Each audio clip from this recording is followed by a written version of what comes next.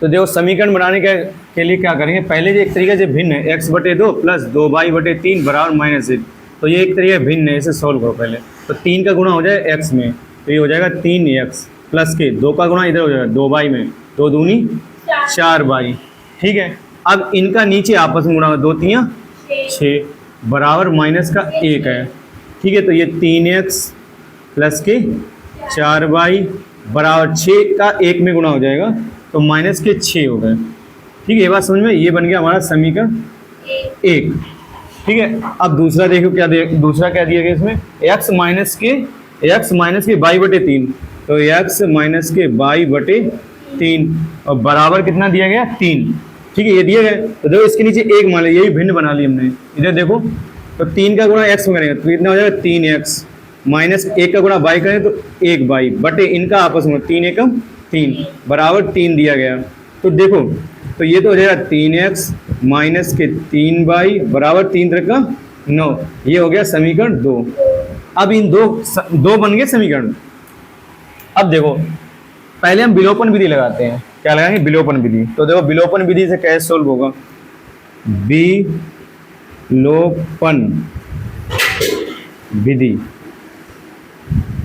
तो जब विलोपन विधि लगाएंगे तो दोनों समीकरण देख लो। तो देखो यहाँ पे 3x है, यहाँ पे भी 3x है, तो सीधे घटाने पर तो 3x प्लस के 4y बराबर माइनस के 6, समीकरण 1।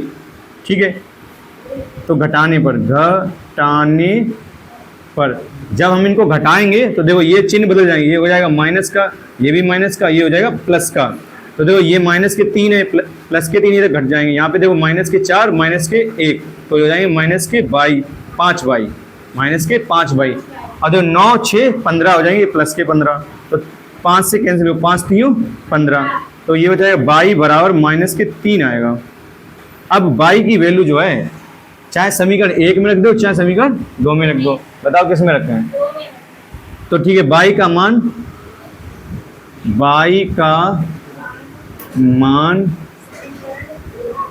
समीकरण 2 में रखने पर, ठीक है, समीकरण 2 में रख दो। तो समीकरण 2 कौन सा, ये है, तो यहाँ पे 3x तो ऐसे ही रहेगा। ठीक है, माइनस और y की वैल्यू माइनस के 3 है, देखो 3x, अब माइनस ये सवाल में है, अब माइनस की 3 वैल्यू आई थी, यहाँ पे माइनस 3 रखेंगे तो बराबर कितना हो गया 9।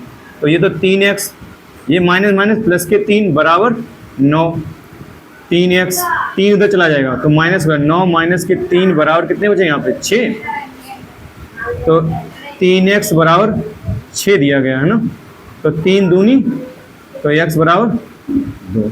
देखो आंसर चेक करो, सही है। तो x की वैल्यू कितनी आई 2, y की वैल्यू -3। तो ये विलोपन विधि थी, विलोपन विधि सरल होती है। अब इसके बाद सीखेंगे प्रतिस्थापन विधि।